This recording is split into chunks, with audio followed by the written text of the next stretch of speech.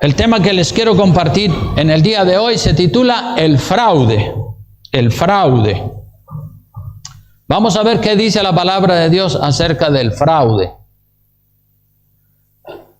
Y este tema es un tema que puede afectar a muchas personas, pero es palabra de Dios igual que todo lo que predicamos. Entonces, el fraude. Vamos a hablar en esta mañana acerca del fraude. El fraude es una palabra muy amplia, pero en el campo donde más se dan los fraudes o el robo de impuestos, es decir, a la hora de pagar los impuestos al gobierno. Ahí es donde hay muchísimo fraude. Ustedes saben, hermanos, que los gobiernos de las naciones establecen los impuestos para los ciudadanos. Y esos impuestos son para poderle dar servicios a los ciudadanos. Pues tenemos la policía que está cuidándonos de que nos asalten, de que nos roben. Tenemos los jueces que son pagados por el gobierno.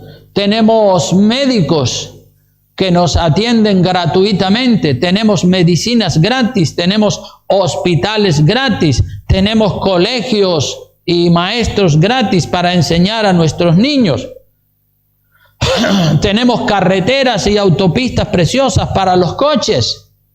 Tenemos pensiones para los inválidos, para los enfermos, para los jubilados.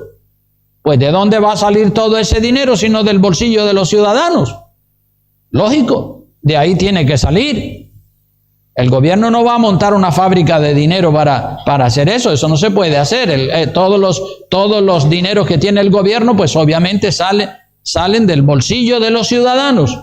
Los impuestos, entonces, podemos decir que son correctos. Los impuestos son correctos. Claro que habrá algunos países que tienen impuestos más altos, otros los tienen más bajos, pero en función de los impuestos que tienen, pues así son los servicios que se dan. Es decir, si un país no tiene impuestos de ninguna clase, pues tampoco se pueden construir carreteras, tampoco se puede tener buenos hospitales para atender a la gente, y cada cual se tiene que pagar sus médicos, su medicina, y cada cual tiene que buscarse la vida como pueda.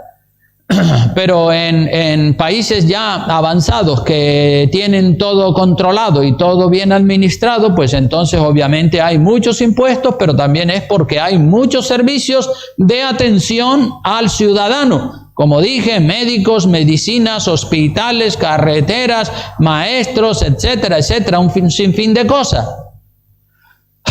Entonces los impuestos son correctos. Y no lo digo yo, lo dijo el mismísimo Señor Jesucristo. Quiero que vengan conmigo al libro de Marcos, o el Evangelio según San Marcos, capítulo 12, para que veamos que así lo dice la palabra de Dios. San Marcos 12, versículo 13, dice así la Escritura: y le enviaron algunos de los fariseos y de los herodianos. Los herodianos eran, pues, como la misma palabra lo dice, los seguidores de Herodes, que gobernaba.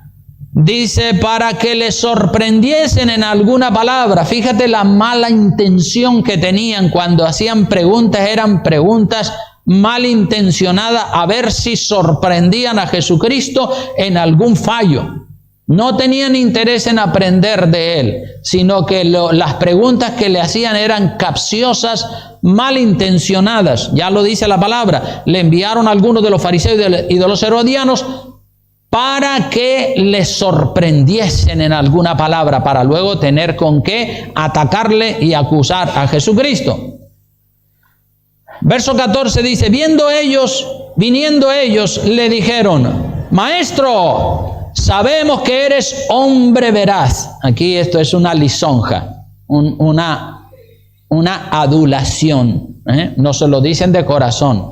Maestro, sabemos que eres un hombre recto, veraz, correcto. Lo están lisonjeando, para ver si lo sorprenden en algún fallo. Que eres hombre veraz y que no te cuidas de nadie, porque no miras la apariencia de los hombres, sino que con verdad enseñas el camino de Dios. ¡Ah, qué bonito! ¡Qué piropo más bonito! Oh, estás haciendo muy bien, tú eres veraz, tú eres correcto, tú haces todas las cosas muy bien. Claro que sí, tú sí que sabes. Lo están adulando, pero para tenderle una trampa. Así hay muchas personas que hacen eso hoy en día también. Utilizan esa estrategia. Primero adulan y te lisonjean y te echan piropos y cosas así para después meterte el palo. Y entonces la pregunta viene al final del versículo 14. Dice, ¿es lícito dar tributo a César o no? ¿Daremos o no daremos? Esa es la pregunta. ¿Está bien darle tributos al César o no? ¿Damos los impuestos o no los damos? ¿Qué hacemos? Dice el verso 15, mas él, percibiendo la hipocresía de ellos, les dijo, eran hipócritas toda esta gente que le estaban preguntando, les dijo, ¿por qué me tentáis? ¿Por qué me tentáis? Qué malos son ustedes. Están siempre buscándole los 5 pies al gato. ¿Por qué me tentáis?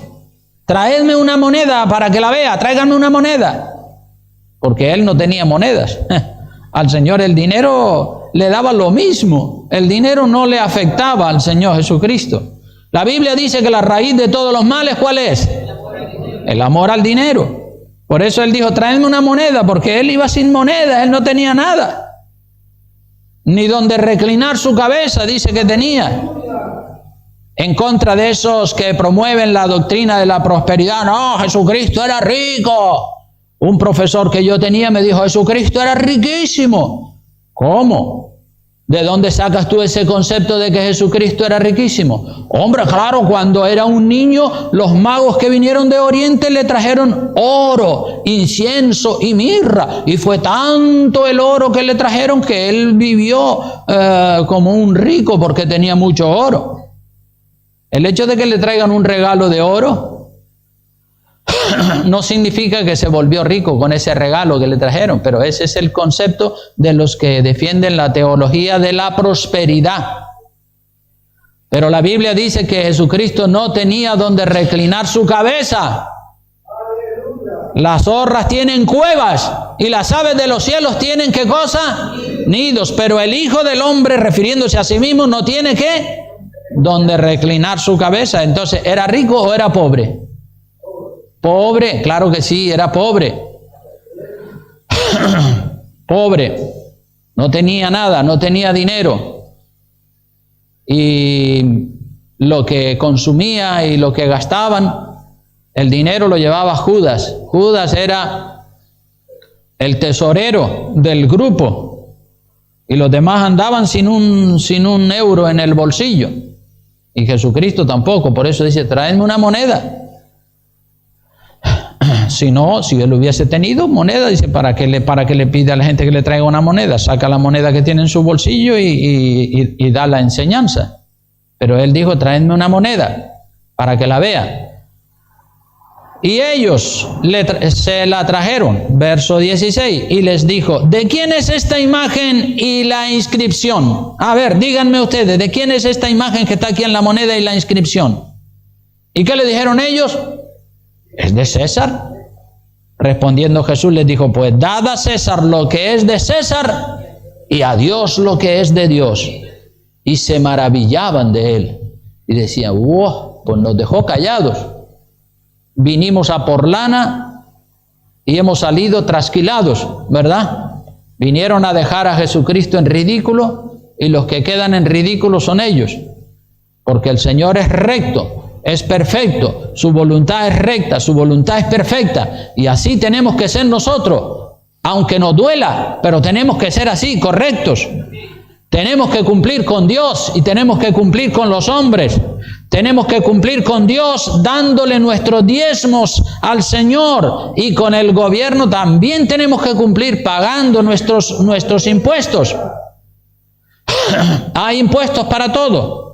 Impuesto de bienes inmuebles. Si tienes una casa, pues tienes que pagar las contribuciones todos los años por tener esa casa en propiedad. el impuesto de la renta de las personas físicas, el impuesto de circulación por el coche. Si tienes un coche tienes que pagar en función de la cilindrada que tenga ese coche todos los años un impuesto al ayuntamiento. El impuesto de circulación, el impuesto el IGI, el impuesto general indirecto canario, los productos que compramos en el supermercado o en la ferretería, donde sea, todos esos impuestos, todos esos productos ya traen impuestos de parte del gobierno. Y la gente se queja y dicen, ¿por qué hay que pagar los impuestos? La gran mayoría de la gente se queja, no quieren pagar los impuestos. Si pueden evitar pagar los impuestos, lo evitan. Mal espíritu ese. Si pueden evitar pagar los impuestos, lo evitan. Y eso es fraude. La gente comete fraude cuando ocultan las entradas de dinero a su patrimonio. Están robando, están mintiendo, están defraudando a la delegación de Hacienda. Pero la gente sí que saben exigir que el gobierno nos ayude, que el gobierno nos ayude, que el gobierno nos dé médicos y medicinas gratis, que nos den una pensión cuando estamos enfermos o jubilados. Para exigirle al gobierno, todo el mundo está dispuesto. Pero para pagarle los impuestos al gobierno, no, si podemos, no los pagamos. Eso es fraude. Así que para protestar y para exigir solemos estar dispuestos, pero para pagar no estamos dispuestos porque hay un espíritu egoísta lleno de mezquindad y eso es lo que reina en la mayoría de la gente, en el corazón de la mayoría de la gente. Muchas personas se apuntan a defraudar, se apuntan a robar los impuestos al gobierno. Y todos los días vemos noticias en los telediarios, en los noticieros. El futbolista tal defraudó 50 millones, 20 millones, 3 millones. Los políticos también defraudaron. Los empresarios no pagan los impuestos en su totalidad. Defraudan al gobierno, defraudan grandes cantidades de dinero. Y establecen así un argumento para que todo el mundo comience a robar y a defraudar al gobierno. Pero nosotros los cristianos no podemos seguir el mal ejemplo de tantos ladrones que roban impuestos. No podemos hacer eso con el pretexto de que nosotros robamos poco. No, sí, nosotros es verdad, defraudamos al gobierno, pero es poquito lo que nosotros le quitamos en comparación con los grandes defraudadores, con los políticos que tienen dinero escondido en los paraísos fiscales, o con los futbolistas, o con la gente, con los famosos, que ellos sí que defraudan grandes cantidades, millones y millones. Entonces, robar, hermano, defraudar es pecado, sea poco, sea mucho, es pecado. Y tenemos que pagar los impuestos que nos correspondan. Como dice la palabra, déle a Dios lo que es de Dios, al César lo que es del César. Así dice la palabra de Dios. Y algunos dirán, bueno, pero si lo que yo defraudo es muy poco.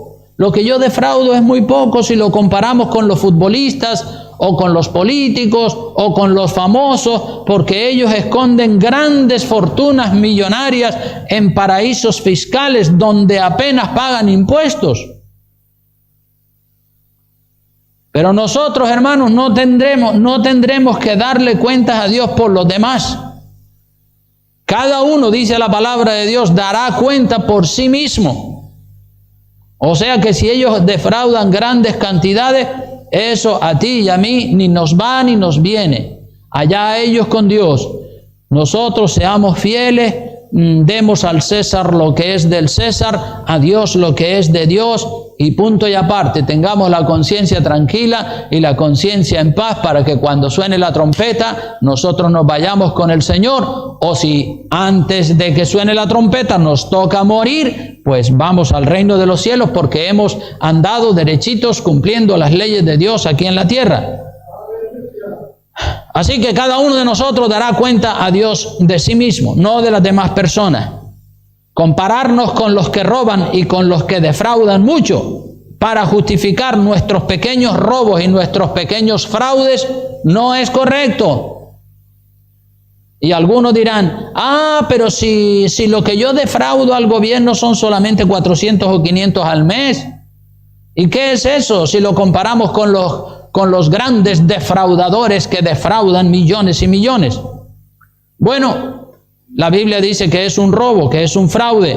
Es más pequeño, naturalmente que sí, más pequeño, pero no deja de ser un robo o un fraude. Algunos o muchos empresarios se han vuelto ricos, se aprovechan de la crisis de que la gente no tiene trabajo y se aprovechan de esa situación para forzarlos a trabajar de manera ilegal. Forzarlos a trabajar de manera ilegal sin cotizar a la seguridad social, sin contrato, sin derechos, de nada. Otros empresarios tienen a sus obreros trabajando 8 y 10 horas al día y asegurados como si solo trabajaran 3 o 4 horas al día. Le están robando los impuestos al gobierno y también le están robando al trabajador sus derechos a cobrar un paro o una pensión de jubilación decente como Dios manda. Eso está mal y tenemos que rebelarnos en contra de todas esas cosas por causa de la conciencia. Vean lo que dice Jeremías capítulo 22 versículo 13. Jeremías 22 versículos 13 al 14. Dice la escritura así: ay del que edifica su casa sin justicia y sus salas sin equidad, sirviéndose de su prójimo de balde y no dándole el salario de su trabajo. Ay, que se agarren esos tipos que edifican grandes casas, grandes mansiones, salas espléndidas y tienen esos chalets de lujo impresionantes y lo hacen todo utilizando el trabajo de los obreros y no le pagan a los obreros el trabajo que le deberían de pagar. Dice, y no dándole el salario de su trabajo. Verso 14 dice, edificaré para mí casa espaciosa y salas airosas, una mansión, un chalet, y le abre ventanas y la cubre de cedro, de la madera más cara, y la pinta de bermellón, y la decora y hace una especie de mansión. Que se agarre esa persona, que se agarre ese empresario, porque Dios le va a pasar una factura altísima y se va a condenar. ¡Ay! Eso es una expresión de dolor. ¡Ay del que hace esas cosas! Que se agarre cuando se presente delante de Dios. Va a tener mucho dolor, mucho sufrimiento. También Santiago, capítulo 5, versículo 14. Santiago, capítulo 5, versículo 14. Vea lo que dice.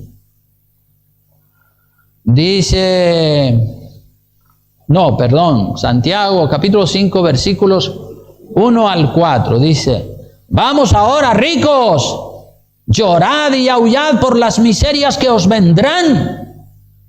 Vuestras riquezas están podridas y vuestras ropas están comidas de polilla. Vuestro oro y plata están enmohecidos y su moho testificará contra vosotros y devorará del todo vuestras carnes como fuego. Habéis acumulado tesoros para los días postreros.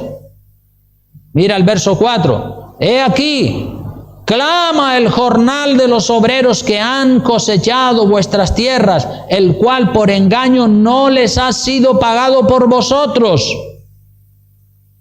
Y los clamores de los que habían segado han entrado en oídos del Señor de los ejércitos.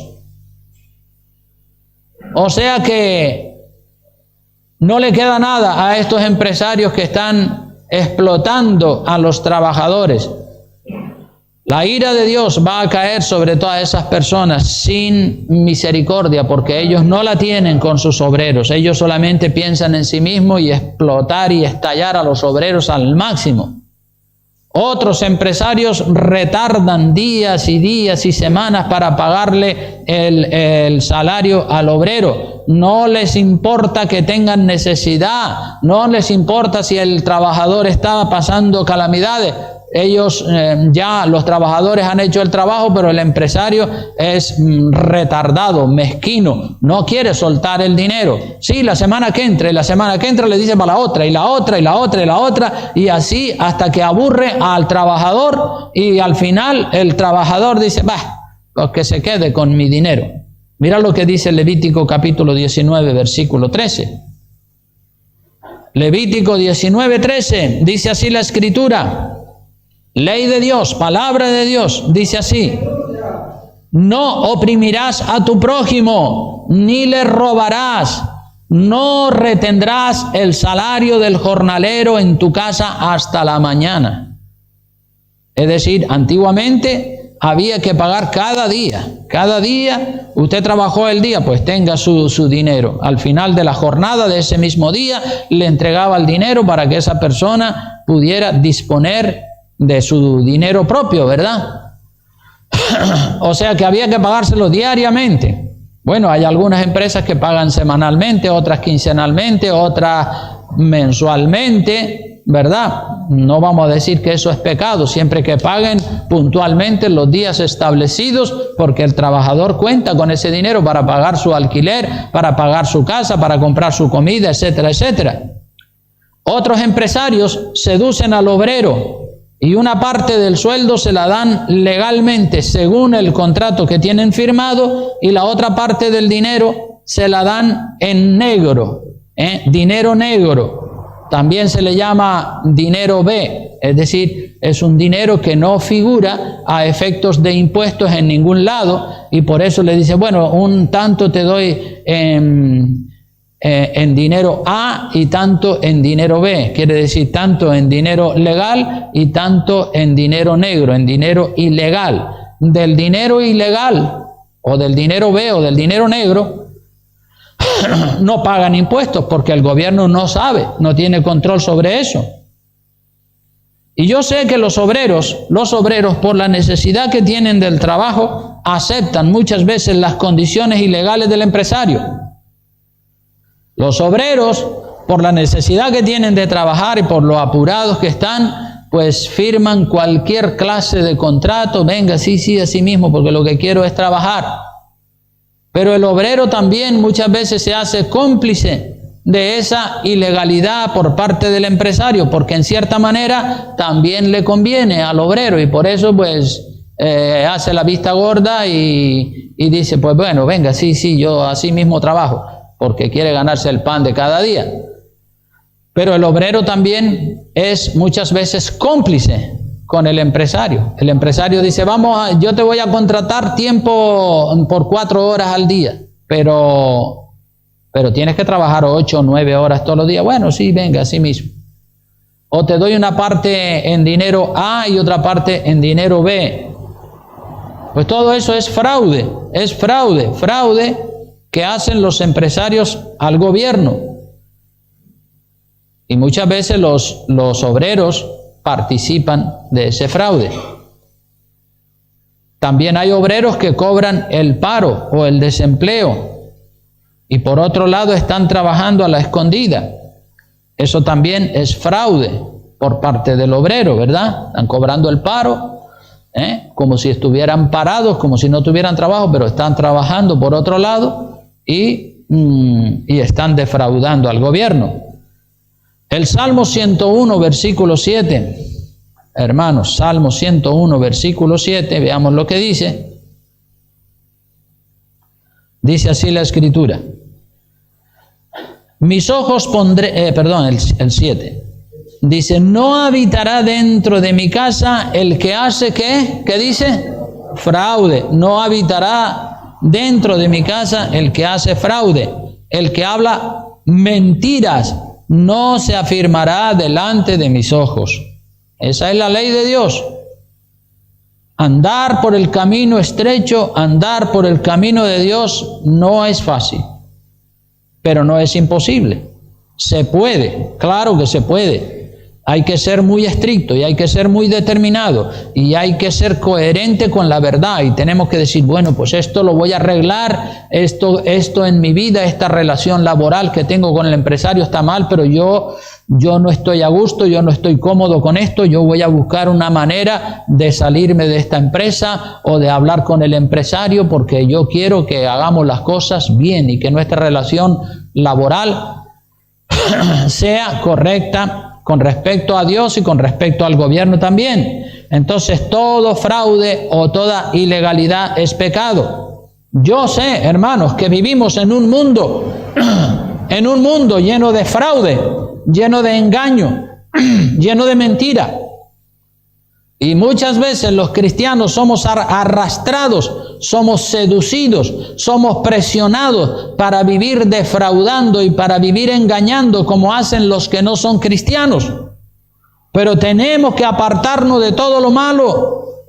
Tenemos que apartarnos de todo lo malo. No es fácil vivir un cristianismo apartados del fraude y de la complicidad, pero hay que intentarlo.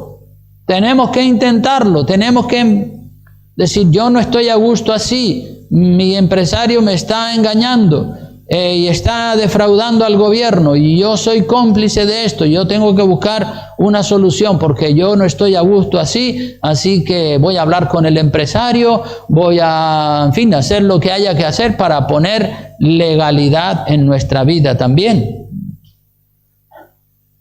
Lo que no podemos ni debemos hacer los cristianos es conformarnos a los principios diabólicos de este mundo.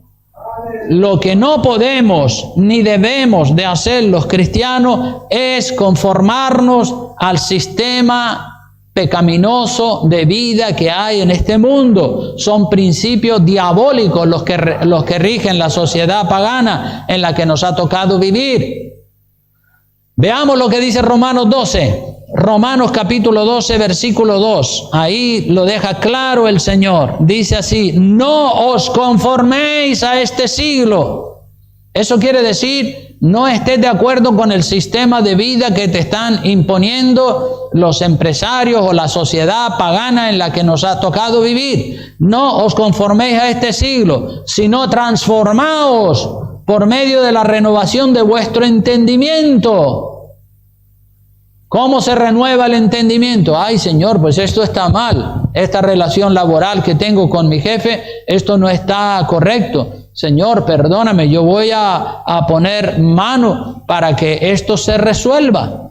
Así que no os conforméis a este siglo, sino transformaos por medio de la renovación de nuestro entendimiento. Tenemos que entender lo que dice la palabra de Dios y ponerlo en práctica. Aunque el mundo nos diga, no, pero si todo el mundo lo hace. Bueno, todo el mundo lo hace, pero yo no lo quiero hacer porque yo soy cristiano y tengo temor de Dios. De vuestro entendimiento, para que comprobéis cuál sea la buena voluntad de Dios. Porque la buena voluntad de Dios, dice la Biblia, que es agradable y perfecta. La única voluntad agradable y perfecta es la de Dios. La nuestra voluntad muchas veces no es ni agradable y mucho menos perfecta.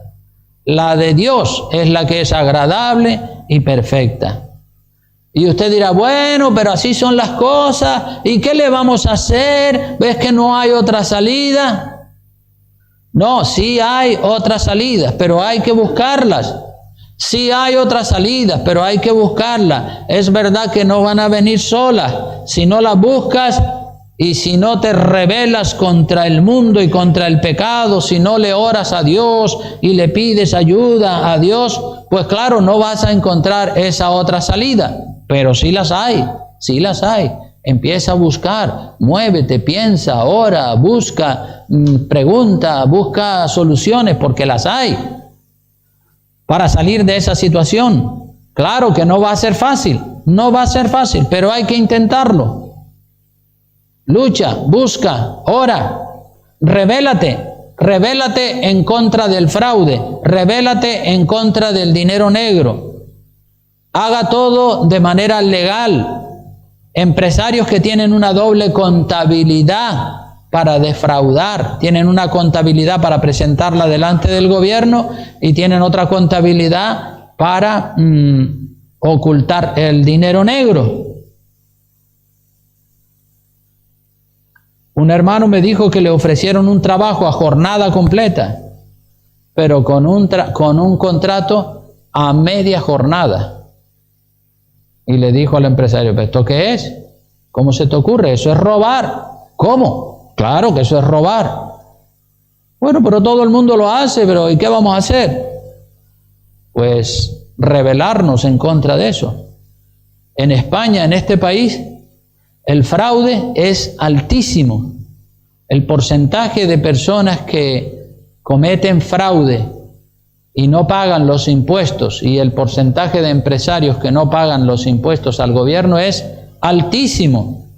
En los países del norte de Europa, en Alemania, en Suecia, Suiza, Finlandia y todos esos países, el fraude es casi insignificante. Y la mentalidad de la gente es que hay que pagar los impuestos y que hay que pagar y que hay que pagar. Y ahí están, con su dinero enseguida, pagando los impuestos. Por eso esos países viven muchísimo mejor que en España, ¿verdad? Porque son gente que pagan religiosamente los impuestos, los empresarios pagan los impuestos, los obreros pagan los impuestos, todo el mundo paga los impuestos. Entonces el fraude es muy pequeño, casi insignificante. Mientras que en España la gran mayoría van a ver cómo pueden evitar pagar los impuestos. Y hay un índice muy altísimo de fraude y el gobierno tiene que poner más inspectores para que vayan a inspeccionar, a ver cuántos están trabajando aquí, a ver si los tiene asegurados, si no los tiene asegurados. Entonces, el fraude en España es muy grande y nosotros como cristianos tenemos que estar luchando contra el fraude para que estemos en la perfecta voluntad de Dios. Amén. Bueno, pues eso es lo que dice la palabra de Dios, ¿verdad? No estamos añadiendo ni estamos quitando nada, pero claro que sí, nosotros muchas veces podemos estar cometiendo fraude, o si no lo estamos cometiendo nosotros, somos cómplices de los empresarios que lo están cometiendo. Y tenemos que rebelarnos en contra de eso y pedirle al Señor que nos dé soluciones, que nos dé salidas para estar en una relación laboral legal, no en una relación laboral ilegal, sino en una relación laboral legal. Porque cuando todo está legalmente, usted tiene la conciencia tranquila, usted tiene la paz de Dios, a lo mejor tiene menos dinero, pero tiene la conciencia tranquila. Y cuando usted vaya a solicitar una pensión de jubilación, pues allí se demuestra que usted ha estado, o que el empresario ha estado cotizando por usted mientras estuvo trabajando. Yo sé que muchas personas tienen ese tipo de problemas. Todos hemos tenido ese tipo de problemas y nos hemos visto sujetos a presiones, y si no haces así, pues no tienes trabajo. Y muchos hemos tenido o han tenido que entrar en ese tipo de ilegalidad por la necesidad. Pero oremos al Señor que Dios nos ayude a encontrar trabajos legales, donde el empresario esté cotizando lo que corresponde y nos pague lo que nos corresponde por nuestro trabajo, para que en el día de la jubilación podamos tener los derechos que nos corresponden. Amén. Bueno, pues nos ponemos de pie y terminamos con una oración, dándole gracias al Señor, aleluya, y diciéndole...